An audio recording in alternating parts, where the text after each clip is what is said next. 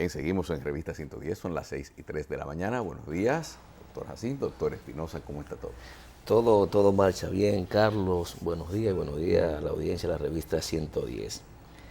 Carlos, yo le preguntaba al doctor, aquí fuera del aire, si hay alguna posibilidad efectiva de controlar la comercialización de los medicamentos adulterados y falsos que ingresan al mercado vía las farmacias en la República Dominicana. De hacer la pregunta a propósito de una información que ofrecía uno de los representantes de la Asociación Farmacéutica de la República Dominicana, Fernando Ferreira, que da cuenta que el 12% del abastecimiento de la farmacia justamente corresponde a medicamentos falsos o adulterados, y que esto representa al año la friolera suma de 3.000 millones de pesos dominicanos. Estamos hablando de un promedio de 250 millones de pesos mensuales. Es decir, que no es un negocito cualquiera. Pero es que si hay una cifra, si hay un trasiego tan grande y un comercio tan grande de medicamentos adulterados, yo considero que eso debería también ir a la par con una presentación de casos de personas que pudiesen haberse visto lesionadas en su salud precisamente por consumir un medicamento que no le da el efecto para el cual se lo compró. Son de las cosas que uno se pone. Pero más allá si la gente acude o no ante una autoridad, es de notorio conocimiento la existencia del problema. De hecho, recuerda que hubo un dirigente político que fue procesado justamente por el tema de la adulteración de los medicamentos. Entonces aquí el tema ¿es tan difícil controlar esto? El impacto que tiene no solo en la salud de lo que puedan consumir este tipo de medicina, que no, muchas veces dicen algunos que a veces no le hace ningún bien, otras veces tampoco le hace mal, pero es un problema claro, muy serio que el Estado, el Ministerio de Salud Pública, el Ministerio Público tienen que redoblar los esfuerzos para tratar de ver cómo se logra de alguna manera intervenir y disminuir los riesgos a que se expone la población cuando puede acceder a una clínica, a una farmacia, a comprar un medicamento que sencillamente no es medicamento, es cualquier cosa. Entonces no es posible que nos pasemos la vida entera hablando de este problema y el negocio lo que parece que crece, porque hablar de 3.000 millones de pesos al año es una cantidad de dinero importante. Claro, partiendo de cómo se manejan las cosas en el país, dirán algunos que 250 millones de pesos mensuales da para soltar muchas cosas y el boroneo, y hasta dónde influye este tipo de práctica en que ese negocio se mantenga. Pero yo creo que si se revisan a los proveedores de las farmacias, se hace un cruce entre los inventarios y lo que ellos adquieren, entonces ya eso se localiza con mucha facilidad y hay una autoridad al respecto. Mira, cuando uno tiene este tipo de producción, es decir, un programa como este, uno siempre busca en algún momento aportar algo diferente al resto de los medios. Y una de las cosas que los periodistas como Carlos Alonso siempre tuvo en la cabeza es el tema de la investigación. ¿Qué es realmente lo único diferente? Porque lo otro es informar en una época en que la noticia te llega. Tú te pones a ver y las noticias llegan a la sala de redacción y a los medios, excepto aquella que tú buscas. Y desde que tú la buscas ya es investigación. Entonces, la esperanza, inclusive puedo hablar por Carlos, es que uno pueda hacer investigaciones en algunas áreas, pero no un chisme, porque si tú te pones a ver, cuando se hace una denuncia en un programa de investigación, gran parte de esas denuncias están contenidas en algo que envía una persona o una institución interesada. Exacto. Porque cuando a ti te dicen... Nadie da una información gratuitamente, así No, siempre tiene hay un interés de parte de quien la pero da. también tú tienes, por ejemplo, que te basas en datos de fuentes oficiales y posiblemente tú estés investigando la veracidad de la información. oficialidad. Para terminar el asunto que tiene que ver con los medicamentos, hay dos temas en medicina que yo te confieso que a pesar de que nosotros estudiamos medicina y la ejercimos durante un tiempo, aquello que para nosotros era algo que no tenía ninguna discusión, pasó a ser un tema más controversial, más difícil de comprender para nosotros que hasta para el público común.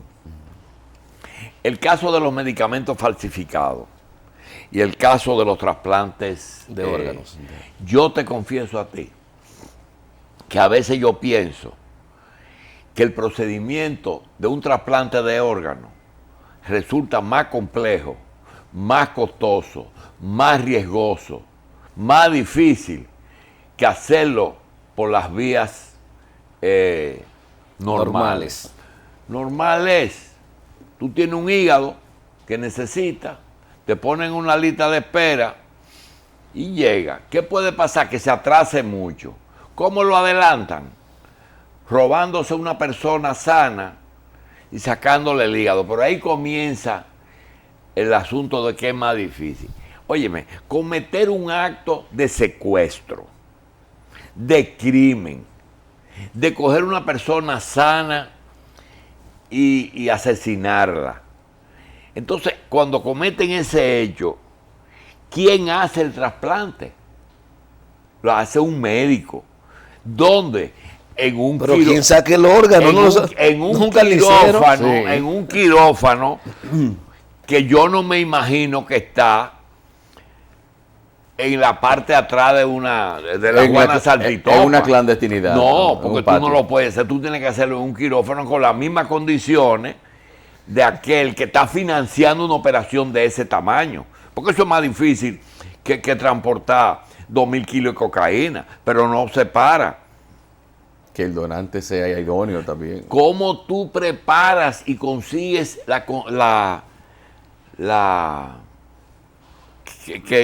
los químicos para... No, me refiero a que sea compatible. Bueno, la compatibilidad. Sí. Para mí eso es una cosa, espérate, y después que un médico que se supone que tiene una ética por encima de todo, se preste a eso.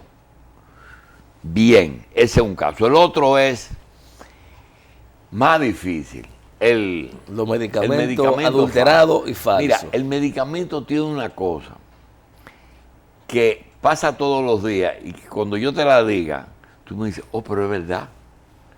Porque nosotros mismos, dice, ¿quién se toma una medicina? Un enfermo. El enfermo, esa persona que toma la medicina, ¿quiere tomar medicina? No. Entonces comienza porque es un acto voluntario, pero de mala gana. Es decir, yo no quiero estar enfermo. Entonces ya tú tienes algo, eso es lo primero. Segundo, ¿ese señor decide lo que él va a tomar? No. Lo decide un médico. Entonces, ese médico, después de examinar a esa persona, le prescribe un medicamento. Ese medicamento, ¿quién lo vende? La farmacia. La farmacia es que diagnostica al enfermo. No. Es el que decide que esta persona va a tomar esa medicina. No. Es el médico. No, el médico Bien. decide. La farmacia es que fabrica ese medicamento. No. Tampoco. Oye bien. Entonces, ¿a quién se lo compra? A un mayorista. El mayorista tiene las mismas condiciones de la farmacia. Ni está enfermo, ni lo decide, ni lo fabrica. Ni lo fabrica. Nada. Sencillamente lo comercializa. Ese se lo compra a un fabricante. Ese fabricante, óyeme bien, ni lo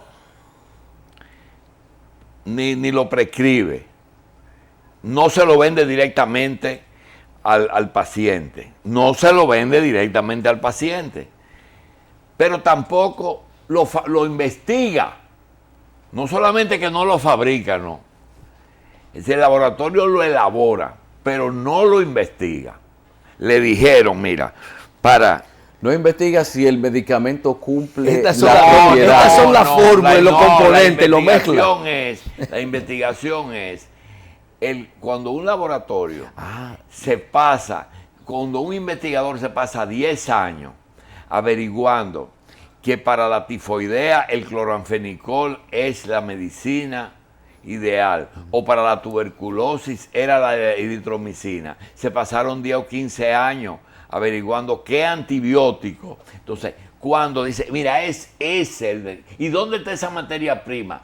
Esa se encuentra en un sílice o en un queso que se fabrica en tal sitio. Oye bien, entonces vende el derecho a fabricarlo al laboratorio. Entonces el laboratorio lo elabora. Le dice, mira, tú coges esto y le ligas tanto y le pones Esta es la tanto. fórmula. Esta es la fórmula. Entonces tú tienes una cadena de 7 u 8 pasos en que ninguno de esos pasos decide el destino final. La única conexión que hay es entre el primero y el último paso. Le faltó un paso, doctor. ¿Cuál? Que después que ocurre todo eso, para que el medicamento pueda salir al público, tiene que estar registrado. Bueno, esa es la otra cosa. Pero cuando tú coges y dices, ese paciente tiene tuberculosis. Entonces, hoy decía Bill Gates algo, que nadie ha invertido más en vacuna que él. Cuando esa persona tiene tuberculosis, entonces, ¿qué se busca? Un medicamento para la tuberculosis y una vacuna que evite la tuberculosis. Entonces, allá en el último paso de la cadena que hablamos, entonces, ese investiga. ¿Quién lo financia? Entonces, cuando terminan, dice, esta investigación duró 5 años, tuvo éxito, ya está en humano y costó $50 millones. Entonces tú tienes que coger esos $50 millones y cargárselo a la patente. De ahí que sacarlo, porque eso es un negocio. Desde ahí es que vienen los medicamentos, son más caros en los primeros 5 años que están en el mercado. Yo te pregunto, tú tienes un producto como Natrafen Plus. Averiguaron que el acetaminofén, 500 miligramos de acetaminofén y 400 de ibuprofeno es bueno para bajar la fiebre, cualquier tipo de fiebre.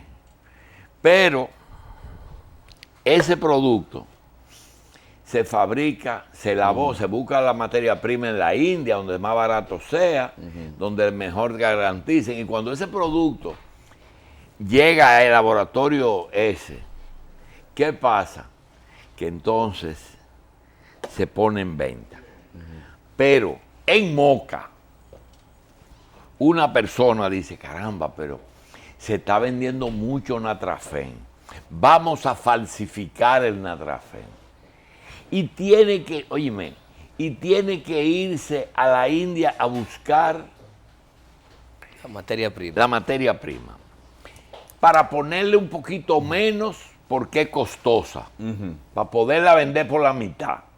Pero tiene que poner un laboratorio y tiene que hacer un blister, ¿cómo se llama? Una tabletica. Una tabletica, y tiene que hacer un envase y tiene que tener una imprenta para hacer todas esas cosas. Imprimir todo. Entonces, mi cabeza no me da para yo pensar, para yo convencerme de que ese laboratorio de Moca realmente, aunque le ponga polvo talco, ningún medicamento, ningún producto, polvo talco a eso, les resulta, hazle un corto. Sí. El costo de eso, hacerlo igual, le tiene que estar costando igual o más que al laboratorio que está instalado Ciertamente, porque a los laboratorios instalados ya por volumen, yo creo que les sale más barato trabajar con una cantidad de pastillas No, también. y además, la clandestinidad, espérate, y tenerlo que hacer escondido. Es que hay demasiada gente involucrada para hacer una cosa así. Y hay de escondida. otra cosa. ¿Y tú crees que el que está haciéndolo ahí es un sujeto que ellos lo llamaron en una parada de guagua de Moca? Mira, ven acá, muchacho, súbete aquí, vamos a hacer medicamentos falsos. Eso no, eso tiene que irse a un, ¿cómo se llama? A un laboratorio y llevarse a una persona de esa para que haga el producto. Doctor, ¿y no existe la posibilidad de que haya eso de que esos medicamentos que venden barato no sean sustraídos de una cuota destinada a muestras? No, yo no, Eso pues son la co- muestra es una eso son pendeja. cosas Yo diferentes. tengo otra concepción. Aunque sí sé que hay productos costosísimos que podría ser negocio falsificarlo. Aquí había una vez una fábrica de refresco que vendía un refresco que no se vendía mucho, pero yo veía que ese camión siempre se llevaba la botella de Pepsi Cola de los colmados y ellos no vendían Pepsi Cola. Entonces ellos se llevaban la botella, le recogían en los colmados las botellas de Pepsi Cola vacías y le ponían una cola adentro en su Trae planta. una cola. ¿Eh? Y vendían Pepsi Cola clandestino. Entonces, yo decía, pero a 10 cheles vale la pena. Sí, porque había volumen. Y esa es una historia que te pueden decir dos empresarios que están, Sí. el dueño de la Pepsi Cola que está por ahí Sí. y el falsificador que es hijo del que hacía la cosa, que también está por ahí. Son amiguísimos ahora. Y ¿tú te acuerdas cuando yo te falsificaba la Pepsi Cola? El asunto es el siguiente. Yo tengo una convicción. Yo tengo la convicción de que como el producto farmacéutico tiene un costo de fabricación tan bajo, me parece que un alto porcentaje se debe a que algunos laboratorios son los que venden esos productos y lo introducen en ese mercado. Tengo esa Un sospecha. poco parecido a la piratería. No, espérate. No, la piratería es lo que hacía la gente con la Coca-Cola. Yo lo que me No, refiero pero- es que si tú tienes un producto que se vende mucho, como el Viagra, y no te digo Viagra porque es un laboratorio que no va a hacer eso, porque es Pfizer y Pfizer no lo va a hacer. Pero si tú consigues que Pfizer la mitad lo mande para Moca, el costo lo resiste. Porque es que una pastilla de esa, a 50 pesos es que está la Viagra. Si se la pone a 10 cheles o a 20 cheles en Moca, ellos la pueden vender a 25. Bueno. Entonces yo creo que eso es, Autopirateo. no, eso es motivo de que se haga una Yo investigación. creo que justamente ese es el tema, la conclusión. La Hay que conclusión. investigar Uno entonces tiene que saber, con no puede estar- seriedad. Solo los laboratorios establecidos tienen una estructura para poder crear una falsificación. Es igual que, por ejemplo, el caso de los abogados.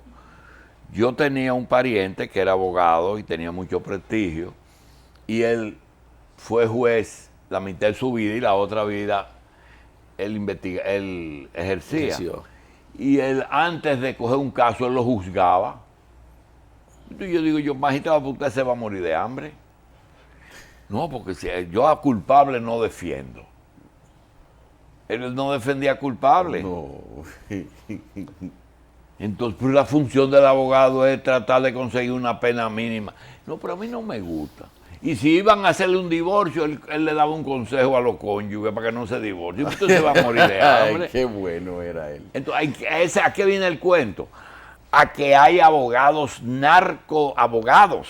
Sí. Entonces hay laboratorios que son piratas de ellos mismos. de ellos Sí, mismos. sí. La verdad que es un negocio muy lucrativo, para como que justamente, reforzando lo del doctor, sea cualquier carajo a la vera que lo esté Pero hay manejando. un mercado que no puede pagar los precios. No, es que no que me hay que da llegar a por, él. no me da por ningún lado. Las dos cosas, ni el médico trasplantista, ni el laboratorio de Moca. Eso es, No me pero- da por ningún Pero lado. hay un mercado que no puede pagar lo que cuesta el original y entonces el laboratorio crea la línea económica. Eso solamente hay. Bueno, lo hablábamos con la doctora Altagracia Guzmán. El problema es que un procedimiento de análisis no puede ser tan caro porque a veces hay productos que nada más lo usan en este país 20 pacientes y tiene un costo altísimo. Sí. Entonces resulta que tú no puedes someter un registro sanitario para un producto que solamente va a vender 100 unidades al mes.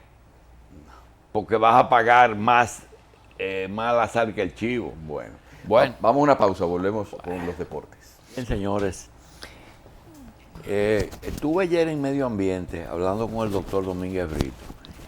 Que mientras hablaba con él me daba cuenta de algo, y es que todos los partidos, no importa la tendencia, tienen pugnas internas. Y todas esas pugnas están dirigidas a cuotas de poder. Sin embargo, nosotros no conocemos el mecanismo mediante el cual un partido político entienda que llega un momento de renovación. Pero lo peor de todo es que a veces tiene dentro de sus filas personas con suficientes méritos e imagen que pueden perfectamente renovar una organización política. Yo lo decía de Danilo, porque como Danilo se fue en el 2008, y hizo oposición dentro del partido, o le hicieron oposición dentro del partido, y hay algo que si tú revisas el PLD, no son tan malos toditos, son una parte que no sirven para nada, pero hay algunos que son personas que pueden servir de renovación. Sin embargo, ellos lo dejan un poquitito aparte, ¿verdad? Y cuando tú mencionas el equipo más positivo que tiene Danilo, o el mismo Domínguez Brito, Gonzalo, el que es de educación, o el que es de la corporación, lo que te dicen es, bueno, esas son gente que tienen esa popularidad por el cargo. Bueno, es así, pero a pesar de que hay historia de que hay presidentes que han vuelto, No. inclusive dictadores. Óyeme. A toda esa gente que hizo el sector externo, que de alguna manera se reagrupó en la punta al lado de Danilo, le han dado oportunidades. ¿Y dónde está el director de aduana hoy? No le salió ni colita. Porque lo hizo mal y se hundió. El reto se ha ganado una Tú me posición. quieres decir que el que le dieron, a todos le dieron la oportunidad. Unos fueron eficientes y otros Exactamente. no. Es decir, que no es verdad que estudiando cualquiera pasa. No, arrimándote a un político, tú te arrimas. Pero Pero a los 3 meses se dan cuenta que tú no, yo quería que tú no das. yo quería usar el caso de Domínguez Brito porque vi que la Procuraduría es una tontería al lado de Medio Ambiente. Los problemas que hay ahí son más serios y más intereses. Más serio. No. Sí. No hay nada más serio que la Procuraduría General de la República. Recuérdate que el fiscal y el procurador es jefe de los fiscales, es juez de la querella. Ahí es que se blindan los procesos. Sí, también. Y Si el fiscal dice no al lugar y no le da paso al proceso. Es así, José, pero en este momento, mira, cuando Kennedy le ganó la presidencia, nombró a su hermano Procurador General de la República. Ajá. Y en una rueda de prensa de esa que ellos hacen, de que sé yo, que de la Radio Nacional, algo que hacen en Estados Unidos, le dijeron, presidente, pero yo creo que usted se equivocó poniendo a su hermano en la Procuraduría. Dice, ajá, así mismo dijo, ajá, quiero decirle algo. ¿Qué usted tiene de objeción? Dice que es hermano suyo y que no tiene experiencia. Dice, se le va a contestar por parte.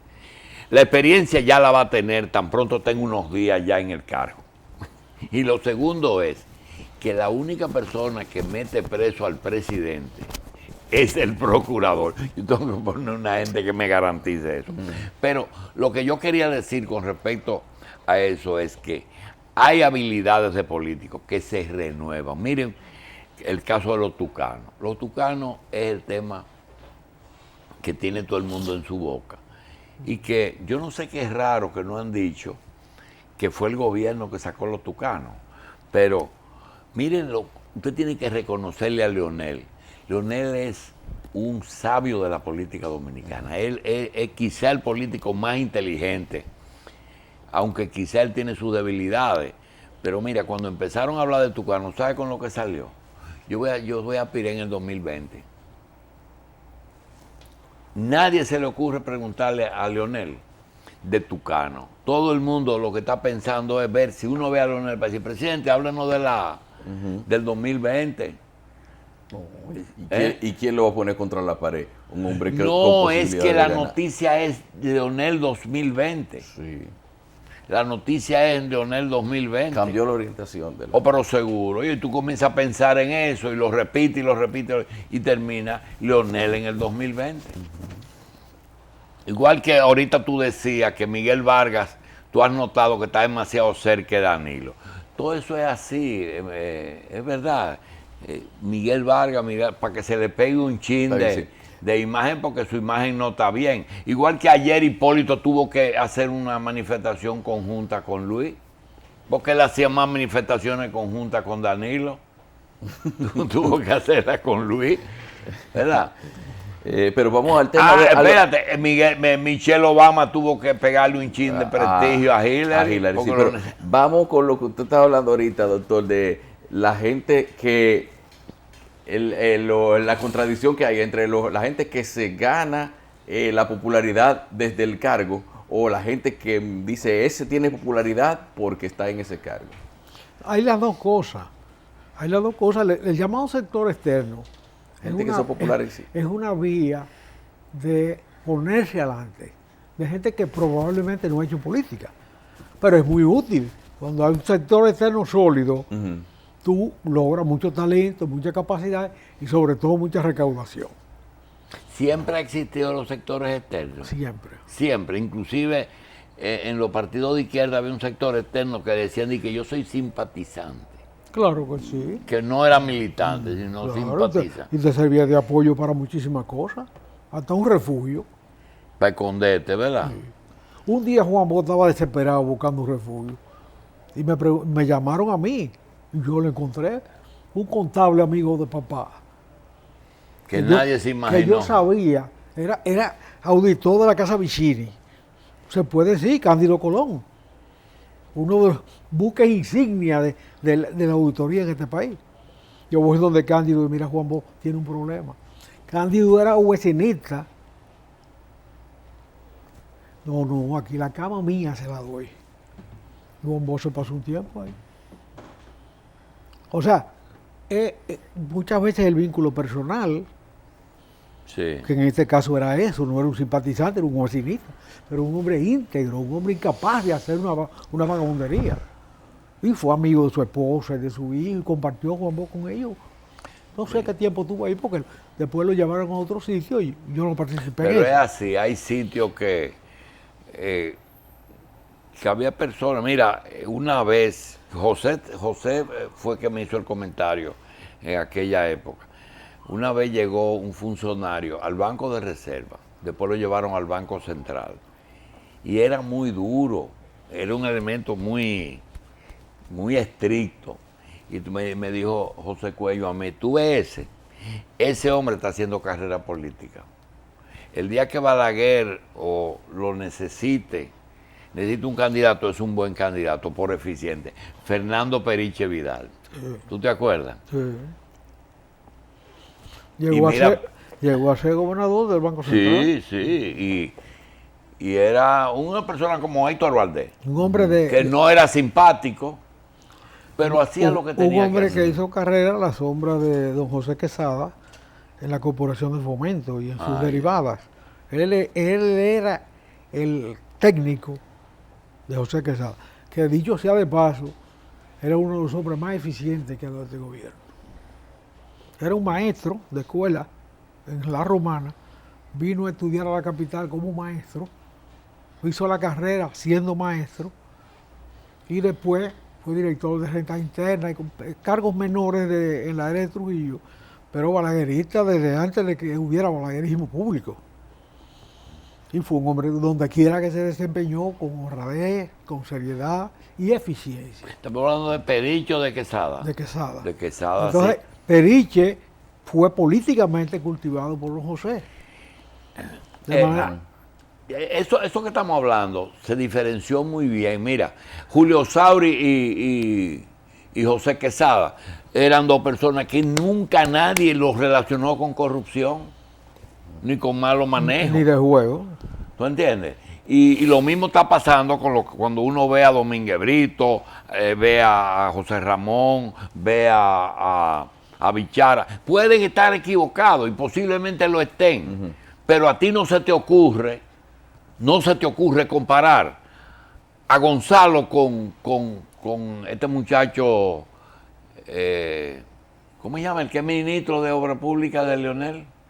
Víctor Díaz. De Víctor Díaz, porque Víctor podía ser un buen funcionario, pero era demasiado atorrante. Atorrante. ¿Verdad?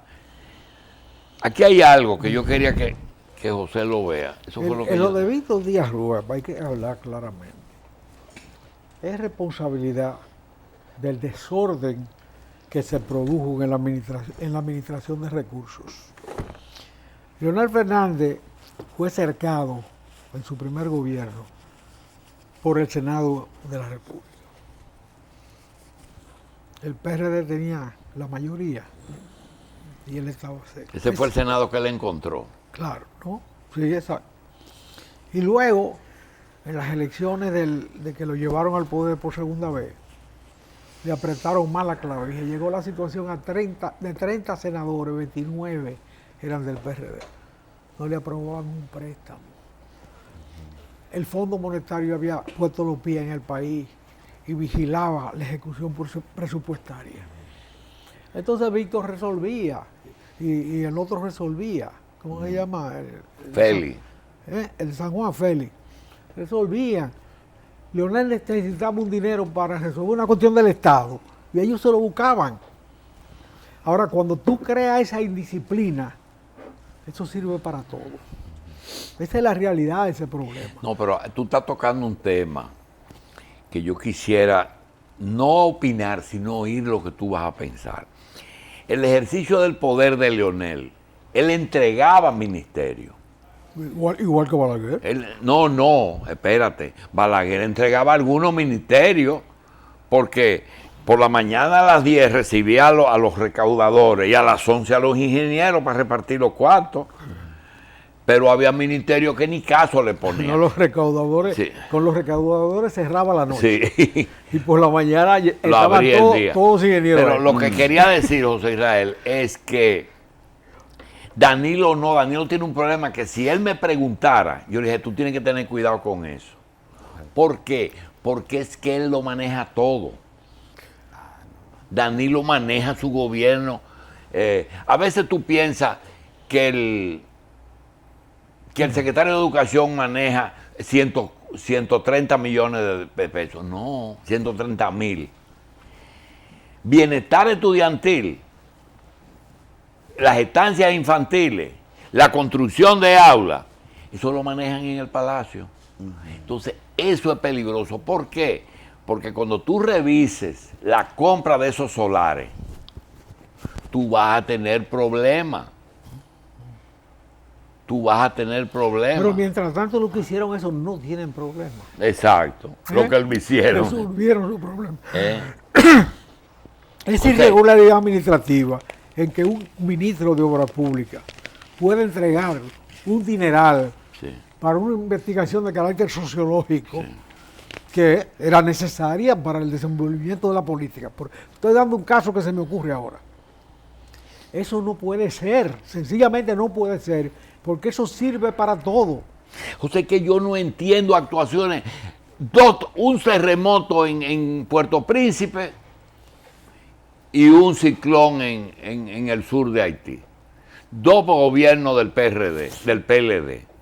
uno se le ocurre donar una universidad en Cabo Haitiano y el otro se le ocurre mandar un convoy de ayuda al sur.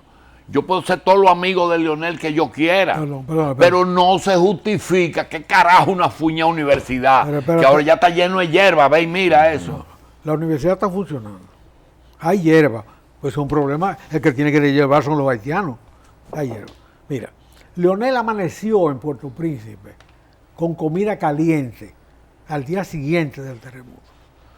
Y encontró al presidente haitiano, Preval, anonadado por la tragedia. Cuando vio a Leonel, no podía creer que fuera posible tanta generosidad. A quien le ofreció Leonel una universidad fue a Puerto Príncipe. Pero los resabios haitianos contra los dominicanos no lo aceptaron. Y lo hicieron meter no solamente en Cabo Haitiano, sino en La Limonade, un sitio que tiene un valor histórico para ellos en su relación con la República Dominicana. La batalla. Sí. Ahí te metieron en la universidad. Tú y yo tuvimos la inauguración. Sí. Entonces, el que estableció una política con los haitianos, porque el terremoto cayó en sus manos, fue Leonel. Lo que ha hecho Danilo es una réplica de esa situación. Mira ahí. Con los correctivos necesarios de acuerdo a la capacidad de captación de esa ayuda por parte de los haitianos. Tú no te diste cuenta que no hace más que llegar y ya el Senado está diciendo que hay soldados dominicanos. Sí. Eso no es fácil. Bien, otra cosa que quería oír a José, mira, mucha gente piensa que la izquierda fue que satanizó la riqueza, dice que todo el que es rico es de origen espurio. Sin embargo, eso lo inventó Cristo. un señor que dijo que tan difícil es entrar un rico al reino. Eso lo inventó Jesucristo hace 2000 años. Sí. Eso eran otro tipo de ricos. A mí me llama la atención, que es lo que te quiero preguntar, que eso perduró mucho hasta que aparecieron los ricos de la tecnología, que ellos han reivindicado la riqueza. Y todo el mundo le cae bien Bill Gates, y todo el mundo le cae bien Slim, y todo el mundo le cae bien Zuckerberg. No es tan fácil. Slim no le cae bien a nadie, pero tiene demasiado cuarto. Entonces hay que simular con él. Ahora, la iniciativa, la creatividad, siempre ha sido premiada por la sociedad. El inventor de Polaroid en Estados Unidos, nadie le discutía el derecho a tener mucho dinero, porque le hizo un servicio a la sociedad. Nadie se lo discutía. A Edison nadie le discutía el dinero que ganó por haber inventado prácticamente la electricidad. De manera que eso no se puede conjugar así tan fácil. Hay una riqueza legítima, incluso gran riqueza, cuando es el resultado de tu talento, de tu trabajo, de tu perseverancia. Bien, Bill Gates le dio una entrevista en Londres al periódico El País. Y dentro de las cosas que dijo, solamente quería señalar, nadie en Estados Unidos ha pagado más impuestos que yo. La crisis migratoria hace visible... Lo que se está discutiendo no son los impuestos que él ha pagado, sino los que no ha pagado. Que son bastantes. Él es el rey de los no pagados también. Sí, porque la crisis migratoria hace visible las dificultades de los países pobres. Podemos erradicar para el 2030 la mayor parte de la pobreza del mundo. Hoy se puede hacer eso. ¿Verdad? La sociedad tiene recursos hoy para eliminar la pobreza. Y para darle comida a todo el mundo. Sí, señor. La elección de una mujer como presidenta sería un hito. Ni mi esposa ni yo nos vamos a convertir en políticos.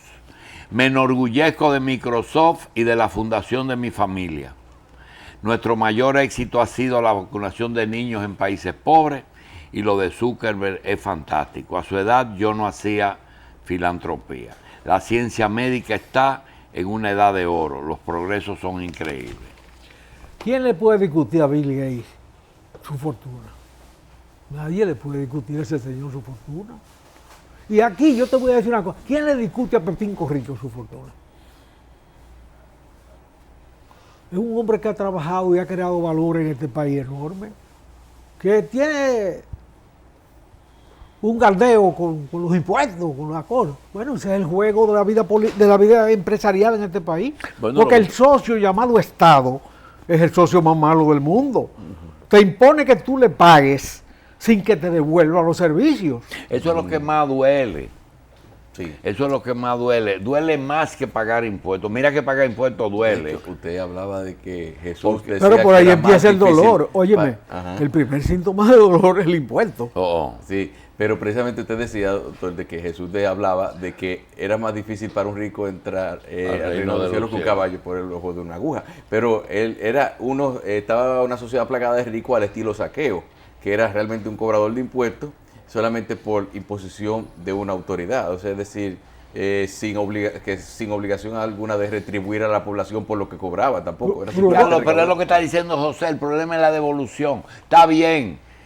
Hoy hay una caricatura muy significativa del periódico Diario Libre que dice, señores legisladores, si quieren aumento de salario, apruébenme el aumento de los impuestos.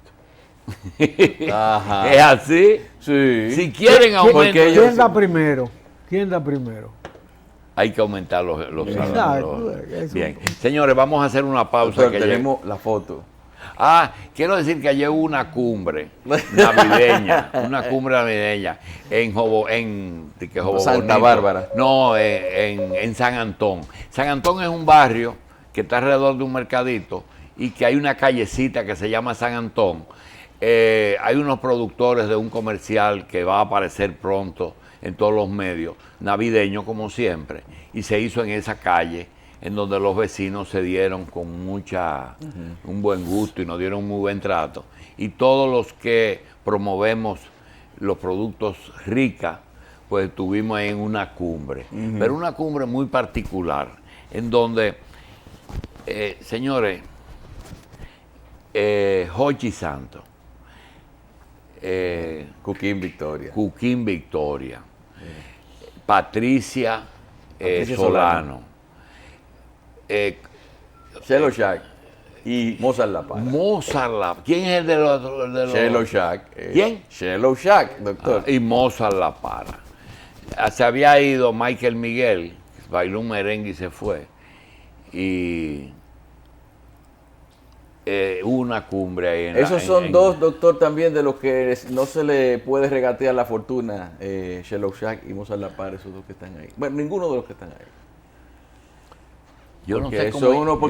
realmente esos muchachos, esos artistas, generan una cantidad de contrataciones impresionantes, de contratos que le garantizan unos ingresos. Y mira, el Mozart La Para tiene buena imagen, ¿eh? Sí, Tiene buena imagen. sí. ¿Pero qué es lo que para Mozart? La Para. No, Mozart. No, eso es, gracias a él, toda la juventud actual puede decir que he escuchado a Mozart. Eso es lo que pasa también, sí. El autor de piezas como Almao bebido y con cuarto. Vamos a esperar el comercial de Navidad de leche rica, de pasteurizadora rica, que es todo un hito. Bien, Bien, adelante. Vamos a una pausa, volvemos en breve.